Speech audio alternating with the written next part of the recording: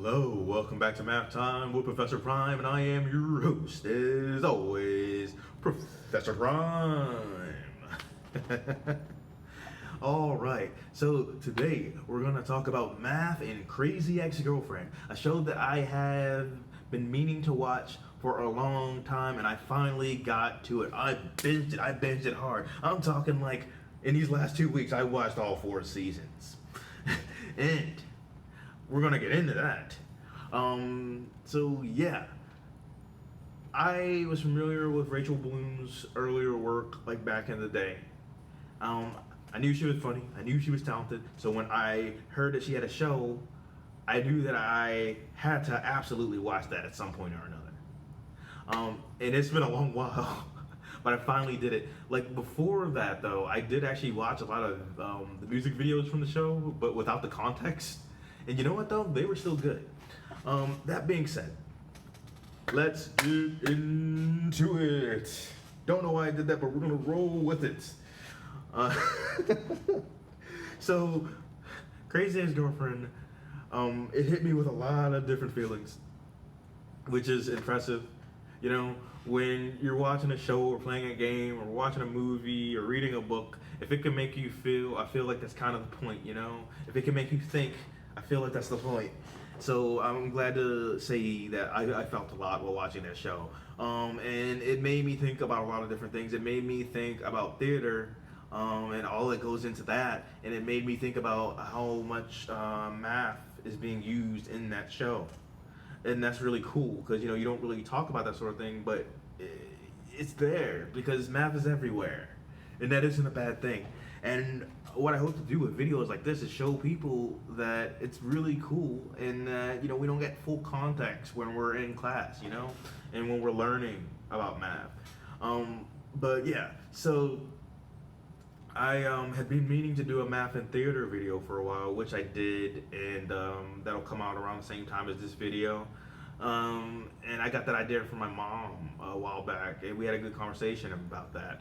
And so this show, Crazy Ex-Girlfriend, made me think about that, and yeah, so I got to do that today, and it brings me to this video. So let's talk about math and how it's used in Crazy Ex-Girlfriend. Like within the show and how the show functions, and just, you know, a lot of things surrounding all of it. Yeah, so with Crazy Ex-Girlfriend, it is a very interesting show, a unique show. It is its own thing. There's so much going on within it, and at its front and center is musical theater, along with you know, a lot of other things going on. Because I feel like you could fit it into a lot of genres, which to me is also why it kind of just works on its own thing. Because, you know, you could easily say that it's a drama, you could easily say that it's a comedy, or, you know, a musical sort of deal. You can say a lot of different things. But in any case, so when you're making a show, there's a lot of math that goes into that production and that development and the continuation of that show. Now, with Crazy Ex-Girlfriend, it's divided into 4 seasons, with each season having various episodes. I think like the first one had 13, and oh no, sorry, the first one had 18. The next two had 13, and that last one had 18. That's, I think that's right. So that should put you at 62 episodes. In any case, you have 62 episodes with 4 seasons to tell the story, and each episode being about 42 minutes. And for the episode count, I counted their special concert episode, but we'll get into that a little later. So right in how it's structured, there's just math inherently in that. But then you get into the writing, right? Because you're trying to tell a story, and maybe you have it all planned out at the beginning, and maybe you don't. And in this case, I'm not fully sure. I would have to look into it, but there's a lot of math in spreading out that story and how it comes across, right? And there's a lot of math in terms of doing that and then getting something ready to pitch to a network, right? There's a lot of math with that. And then they have to decide if they want to pick things up and if it's worth the investment. A lot of math in that.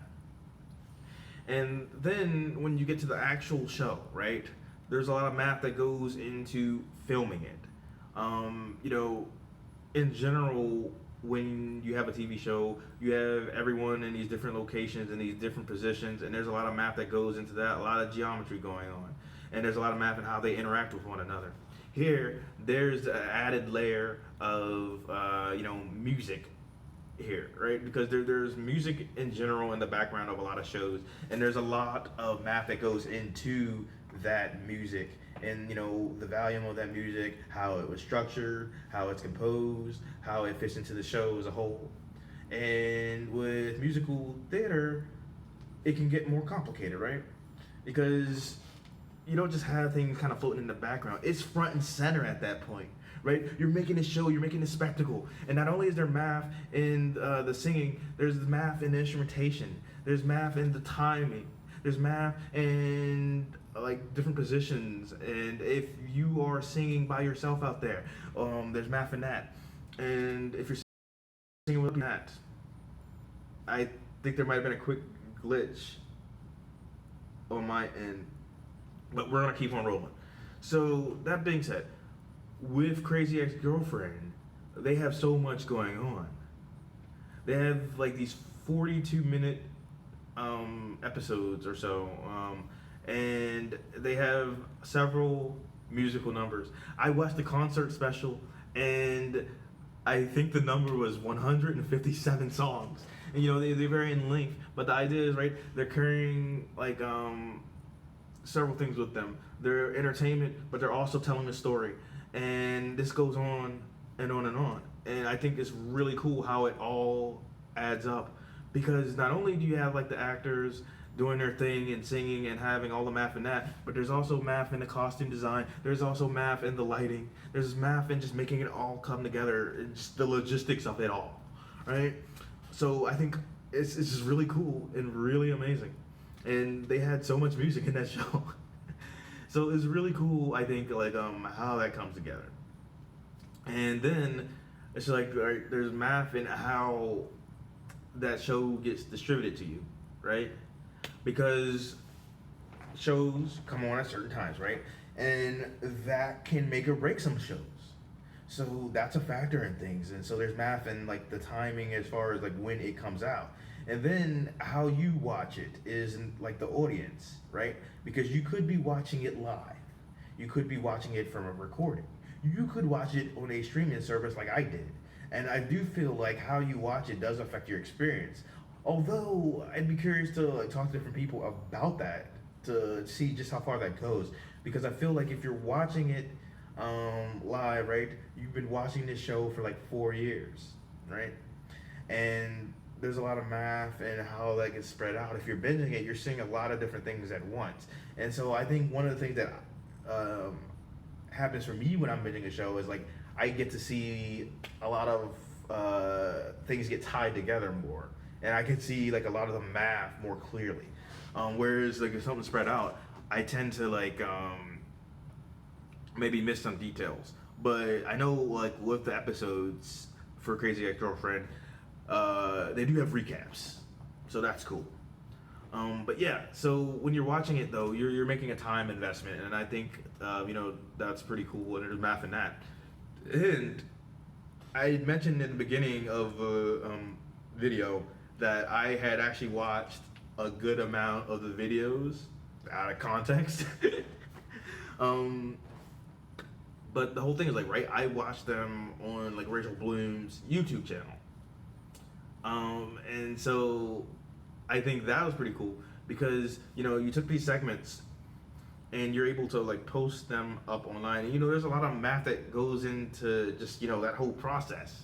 But then, there's like, you have people viewing that and taking their time to do that. And then you got like her channel. You have people coming in from that show and maybe like discovering her old stuff too. So there's like more views and hopefully, if things are like monetized, more money.